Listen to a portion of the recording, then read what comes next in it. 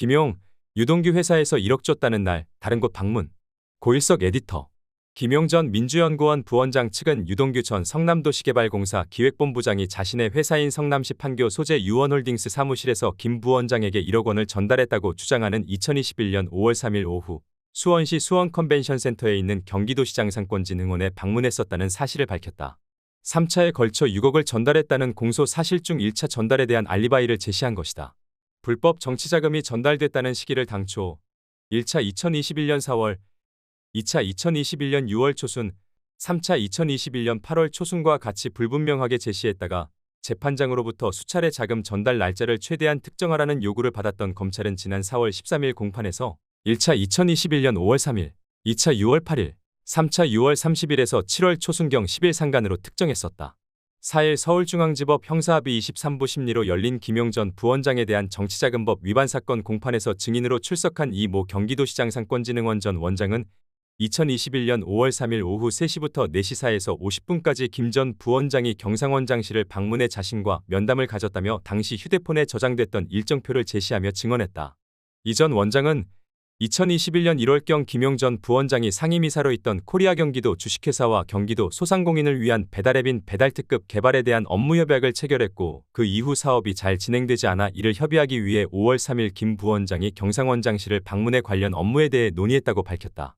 또한 당시 다른 기관의 신모 씨와 약속이 겹쳐 1시간 정도 3명이 함께 있었고 신 씨가 자리를 뜬 후 40에서 50분가량 김 부원장과 업무 협의를 가졌다며 신 씨도 김용 부원장이 함께 방문한 사실을 기억하고 있고 그날 주차비 결제 기록을 찾아 그 사실을 뒷받침했다고 밝혔다. 검찰은 이 전 원장이 2018년 지방선거에서 정의당 후보로 경기도지사 선거에 출마한 뒤 이재명 지사의 선거법 위반 사건에서 무죄 탄원서를 제출했던 일, 이 전 원장이 선거법 위반으로 100만 원 벌금형을 받았던 전력까지 거론하며 이 전 원장의 신빙성을 떨어뜨리기 위해 총력을 기울였다. 그 과정에서 이 전 원장이 2021년 5월 6일 이전 10일간 6차례에 걸쳐 여러 지자체 및 기관들과 업무 협약을 체결한 사실을 보도한 언론 기사들을 제시하며 이렇게 바쁜데 김 부원장을 만날 시간이 있었느냐는 어처구니 없는 질문을 해 방청객의 실소를 자아내기도 했다. 2차 전달 날짜로 검찰이 제시한 2021년 6월 8일에 대해서는 김용 부원장 측이 알리바이나 반증을 제시하지는 않았지만 검찰의 주장 역시 날짜만 특정했을 뿐 유 전 본부장이 광교 자택 앞 도로변에서 김 전 부원장에게 3억 원을 전달했다는 구체적인 근거를 제시하지 못하고 있는 상태다. 김용 부원장 측은 이에 대해 추가적인 근거를 확보해 제시할 계획이다. 3차 전달에 대해서는 여전히 10일 상간의 긴 기간이 전달 시기로 제시되어 있어 검찰의 날짜 특정과 김 부원장 측의 방어권 행사 제한이 문제가 될 전망이다.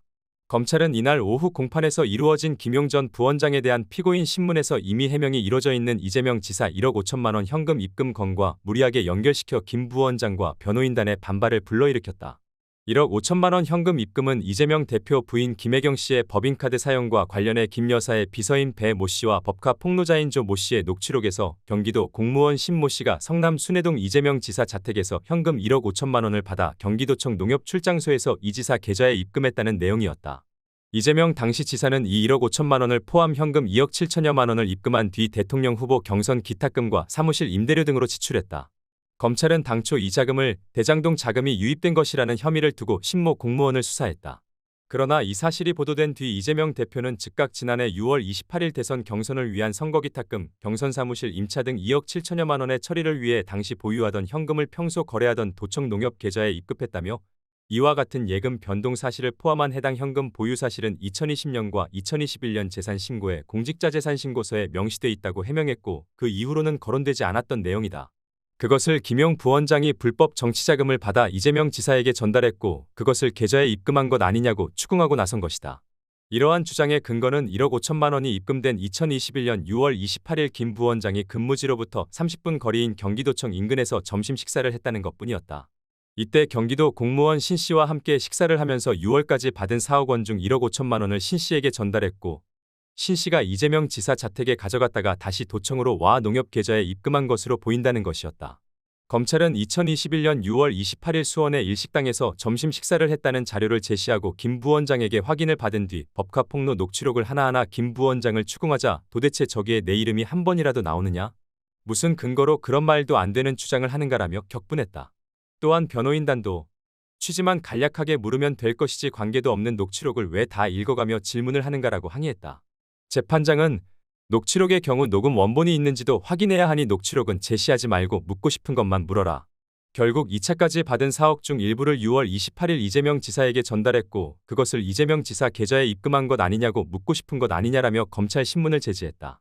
한편 김용 부원장 재판부는 4일 김 부원장에 대한 보석 신청을 인용해 김 부원장은 오후 늦게 석방됐다. 구속 만기를 사흘 앞둔 시점이었지만 이론적으로 추가 기소로 인해 구속 연장 가능성도 있었던 만큼 김 부원장 측은 보석 허용을 크게 반겼다. 김 부원장은 이날 오후 8시 10분께 경기 의왕시 서울구치소를 나오며 재판을 거치며 진실이 드러나고 있다며 실체적 진실을 반드시 밝혀 대선에서 힘을 합쳐줬던 이들에게 누를 끼치지 않을 것이라고 말했다. 재판부는 이날 김 씨의 보석 청구를 인용하면서 보증금 5천만 원 납부, 증거인멸 방지 서약서 제출, 사건 관련자와 접촉 금지, 전자장치 부착 등을 조건으로 명시했다. 김 부원장의 재판은 4일로 정치자금법 사건의 증거심리를 마치고 다음 기일부터는 추가 기소된 1억 5천만 원 뇌물 혐의에 대한 심리 절차에 들어간다.